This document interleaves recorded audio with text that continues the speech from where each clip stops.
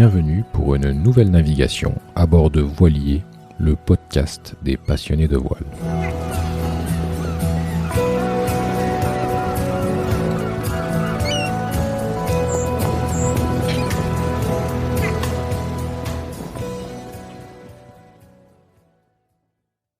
Avant de commencer, je vous invite à suivre Voilier sur les différents médias sociaux, Facebook, Instagram, Twitter et LinkedIn.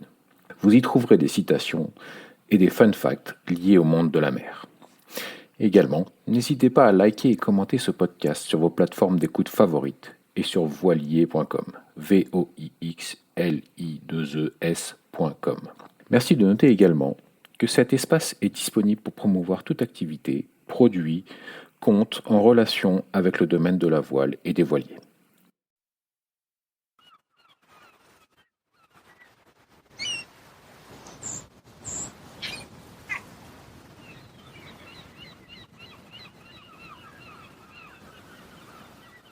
Où ils ont essayé de masquer, il y avait un problème de joint entre la quille et la coque. Il y avait probablement eu un talonnage. Ils avaient essayé de masquer ça un peu.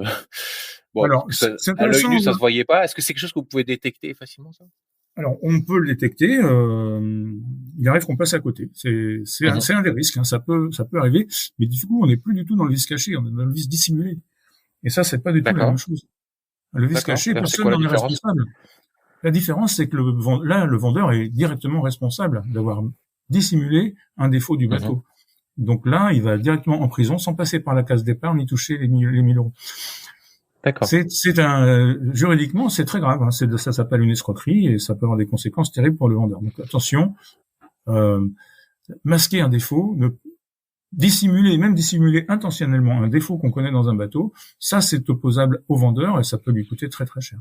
Il vaut mieux être franc. Il faut jamais chercher à cacher quoi que ce soit. C'est le meilleur moyen d'avoir des ennuis. Ça, parce que nous, et du coup, c'est aussi les choses cachées. Est-ce que c'est aussi un délai de 2 ans là, ou est-ce qu'il y a... Je ne sais pas. Comme on rentre dans un truc qui systématiquement va passer par une procédure juridique, c'est l'avocat qui saura. Mais donc il y a une différence entre vis caché, dissimulé. Ouais. Tout à fait. Dissimulé, c'est intentionnel. Caché, c'est un défaut de construction. Ça peut être une fissure, une paille dans une pièce métallique. Ça peut être typiquement, on change le gréement, on a des câbles neufs et puis ça casse.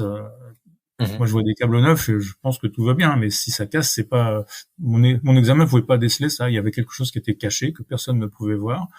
Un vis caché doit rendre le bien impropre à son utilisation. Il doit être présent pendant le jour de la vente. Et la troisième définition du vis caché, c'est qu'il n'est pas apparent.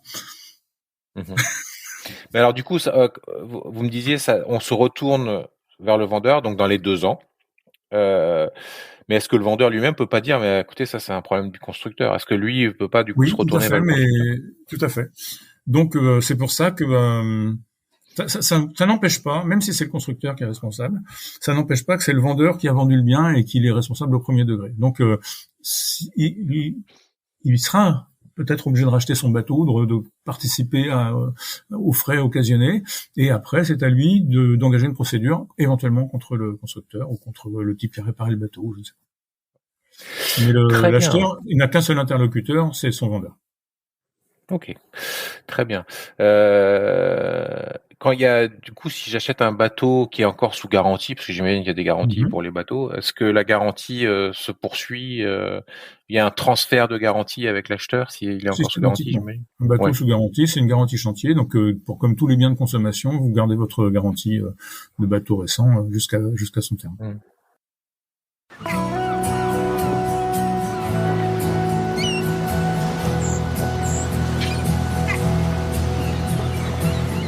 Merci d'avoir navigué avec nous jusqu'au bout. Si cette sortie en mer vous a plu, et pour participer aux prochaines navigations, n'hésitez pas à noter, liker et commenter cet épisode sur vos plateformes préférées. Les canaux VHF de Voilier sont sur Facebook, Instagram, Twitter et LinkedIn, ou sur le site voilier.com, voixli2es.com. Vous trouverez tous les liens dans la description. En attendant, bon vent et à très bientôt.